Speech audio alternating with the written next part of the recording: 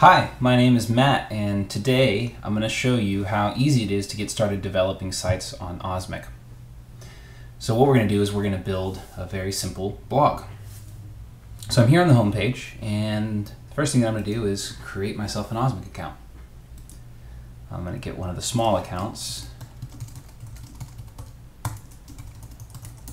Just put my name in here and my email address, which is going to become my username, password, and create my account. And that's it. My account has been created. So I'll go ahead and log in with that username and password that I just defined. And here's my Osmek account. Now I don't have any sections yet, so the first thing that I want to do is create one. A section is a container for content for a particular page, usually.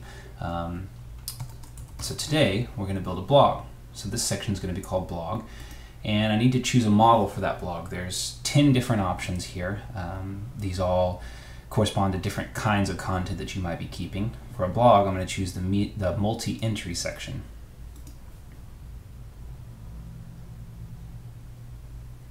So here's my section. If I had more sections listed, they would all be here. So let me start that section up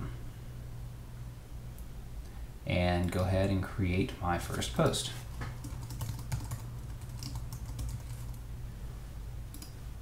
I've got some lorem ipsum here. Hit save. So now I have a blog section set up and I have a post. So let's get started building a site that will rely on this for its content. So I'm going to head over to Coda, and I've already downloaded the osmek.php client-side library from osmek.com/user-guide, so you can get that yourself.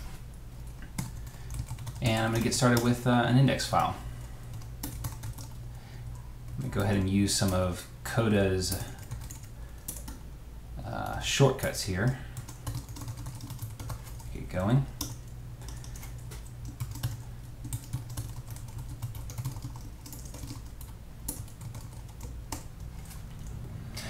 Okay, so the first thing that I'm going to do is basically mock up some HTML for what I think my blog posts are going to look like HTML-wise.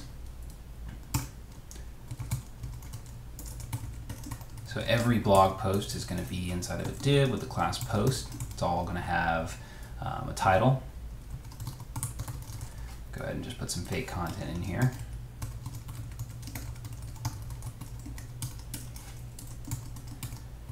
This could be a very basic blog post. Now what we want to do is rely on Osmek to give us the content for this. So let's get started with that. The first thing I need to do to start getting up and running with Osmek is get my Osmek script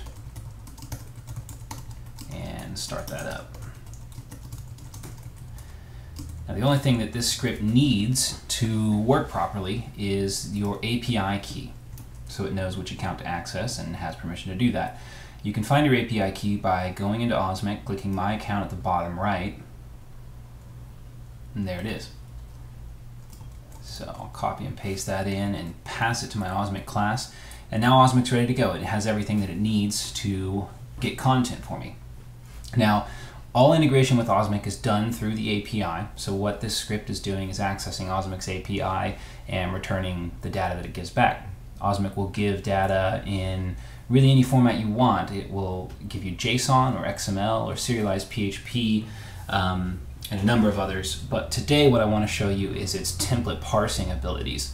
Essentially, I can define a template for my content, pass that over to Osmek, and Osmek will give it back to me with all the data from that section.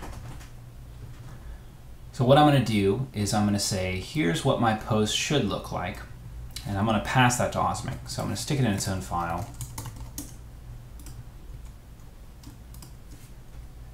And instead of actually having content in here, I'm going to use Osmek keywords. So title for title, and description. And here, I want to get that template file and pass it along to my Osmek call. I'm going to use file get contents. Template could be a string, but it's a lot easier to keep it in its own file. It's easier to edit and manage. So I made that. I called it post.php. Then I'm going to use the Osmek client-side library's fetch template method. And any call to the API needs two things at minimum. One is the API key, which we passed in at the top, and the second is the section ID that we want content from. So we are in our blog section here, and we can find that section ID by going to the settings page while we're in that section, and we can see blog's name of my section, and the ID is 1055. So that's going to be the first parameter, and the second is the template. Okay, and we are ready to go. Let's publish all this. I've got it set it up on a dev server right now,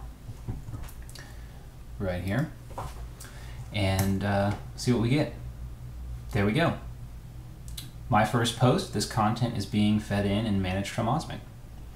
So if I make a change,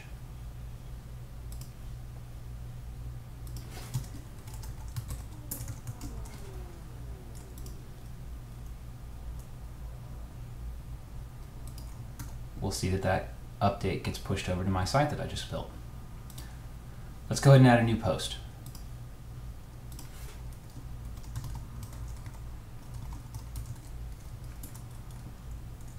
Get some more of my lorem ipsum here.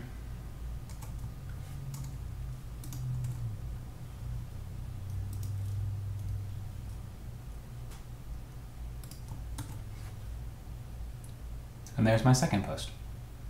I have a content managed site on Osmek in about 5 minutes. So let's talk about what we do from here. Obviously this is not much of a useful blog post. Some other things that we might want is a date. So I'm just going to add that into my template, publish that. And now my posts have dates. Obviously this is a MySQL date time formatted date stamp. We don't want that. So we're going to use Osmek's template keywords. Now this is where Osmek gets very powerful, because I'm able to make changes without having to do any server-side scripting or really processing of dates or words or anything. So I'm just going to pass a formatting value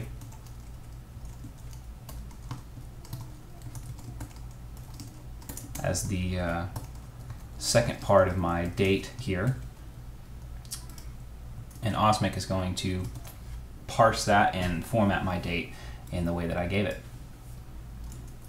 Now, template keyword actions work for any keyword. Obviously, some of them are keyword specific, like date formatting, but here's another example. Let's say that on my home page of my blog roll, I don't want to show the entire post, I just want to show the first 400 characters. Now all of my posts get truncated to 400 characters. So that's it. In about 10 minutes, we have a very basic blog set up and running on Osmek. So in some future screencasts, we'll go over how to integrate with some of Osmek's other types of sections, like photos and events, and show more in depth what you can do with Osmek's templates and keywords. But this should give you an idea of how to get up and running. If you have questions, please visit our support site at support.osmek.com. We'd love to help you out. Thanks.